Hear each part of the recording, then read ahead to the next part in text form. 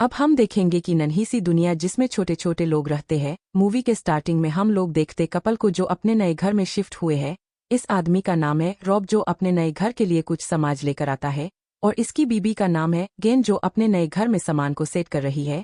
इनके घर में एक पुराना फ्रिज भी है जो इस घर का पुराना मालिक यहीं पर छोड़ के चला गया। गेल अपने पति से उस फ्रिज को हटाने को कहती है, लेकिन उसका पति कहता है कि हमें पुरानी चीज रखनी चाहिए, पुरानी चीज अच्छी होती है। गेल नई फ्रिज खरीदना चाहती थी, लेकिन घर खरीदने के बाद रॉब के पास इतने पैसे नहीं बचे थे कि वो नया फ्रिज खरीद सके। इसके बाद यह लोग साथ बैठकर ड्रिंक एंजॉय करने की सोचते हैं, क्योंकि यह लोग घर का काम करते करते काफी ज्यादा थक गए थे। रॉब ड्रिंक के लिए फ्रिज में से बर्फ लेने के लिए जाता है, और जैसे ही वह फ्रिज खोलता है वो देखता है कि फ्रिज के अंदर की बर्फ तो बहुत अजीब तरीके से जम रखी है और बहुत ठोस भी हो रखी है। बड़ी मुश्किल से वो थोड़ी सी बर्फ निकाल लेता है और उसे अपनी ड्रिंक में मिलाकर वह अपनी ड्रिंक को एंजॉय करते हैं। थोड़ी देर में रॉब ध्यान देता है कि उसकी ड्रिंक में जो की थी उसे बर्फ के अंदर कुछ है, और वो देखते हैं और उसके अंदर तो कुछ है। इसके मैग्नीफाइंग ग्लास को लेकर आई है, जिसके जारी वो बर्फ को देखते हैं तो उन्हें पता चला है कि बर्फ में तो एक छोटा सा नन्हा सा जानवर गिरा है, और ये नन्हा सा जानवर एक छोटा सा मेमथ गिरा था जिसके ऊपर कई सारे भाले मारे गए थे। लेकिन इतना छोटा मेमथ असलियत में वो भी बर्फ के अंदर मारा हुआ देखकर ये लोग हैरान थे। इसलिए गेल फटाफट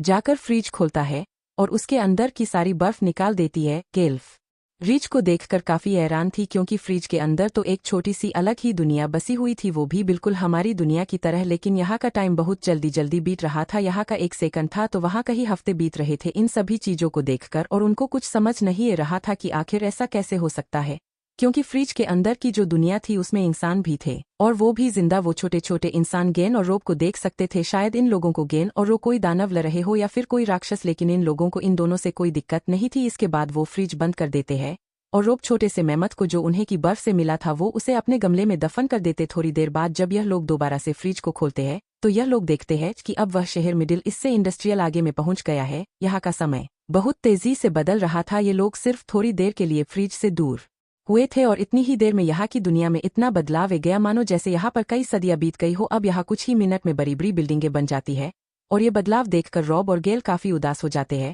क्योंकि इन्होंने फ्रिज में जो पहले की दुनिया अच्छी थी वो उन्हें ज्यादा अच्छी लग रही थी। वो दोनों सोचते हैं कि फ्रिज के अंदर के लोग इन दोनों के बारे में क्या सोच रहे होंगे, क्या वो इन्हें भगवान समझ रहे होंगे या कोई एलियन। जब भी फ्रिज के अंदर की दुनिया के अंदर के 2 कंस्ट्रक्शन वर्कर उनके बारे में बात कर रहे थे, वो दोनों आपस में बात कर रहे थे कि हम लोग इन्हें रोज देखते देखते बोर हो गए हैं।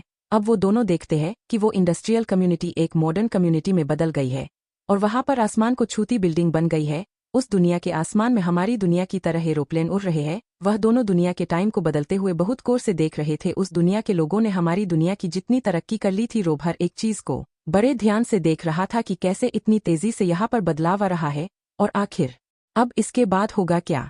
रॉब देखता है वो चमकते हुई चीज क्या है। जब तक वो कुछ समझता रॉब एक झटके से दूर गिर जाता है। गेल रॉब की मदद करती है, और वो देखते हैं कि रॉब का चेहरा तो जला हुआ लग रहा है। वो समझ जाते हैं कि इस छोटी सी दुनिया में वार शुरू हो गया है, और वो चमकती हुई चीज एक रॉकेट लॉन्चर थी। वो देखते हैं कि फ्रिज की दुनिया में तो न्यूक्लियर वेपन से युद्ध चल रहा है। उन दोनों से यह सब देखा नहीं जा रहा था। उन्हें लगा कि ये सब इतनी जल्दी खत्म नहीं होने वाला, इसीलिए वो लोग फ्रिज बंद कर देते हैं और अपने खाने के लिए पिज्जा मंगवाते हैं।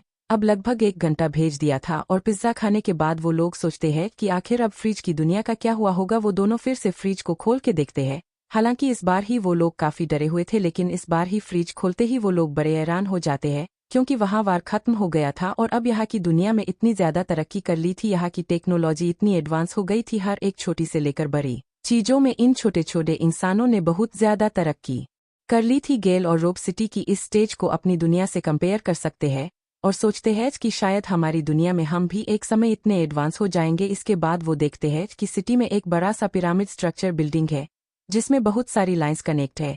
उन दोनों को लगता है कि अब शायद सभी लोग इस पिरामिड स्ट्रक्चर बिल्डिंग में रहते हैं। इसके बाद वो पिरामिड स्ट्रक्चर सिटी की सारी बिल्डिंग को अपने अंदर एब्सॉर्ब कर लेते हैं, और एक एनर्जी बॉल में बदलकर फट जाता है, जिसकी वजह से लाइट के छोटे छोटे स्पार्क उनके कमरे में फैल जाते हैं। और ये सब देखकर गेल और रॉब काफी ज्यादा हैरान थे। उन्हें ये सब कोई सपना लग रहा था। इसके बाद वो सभी लाइटनिंग स्पार्क इकट्ठा होकर वापस फ्रिज में चले जाते हैं और एकदम से गायब हो जाते हैं।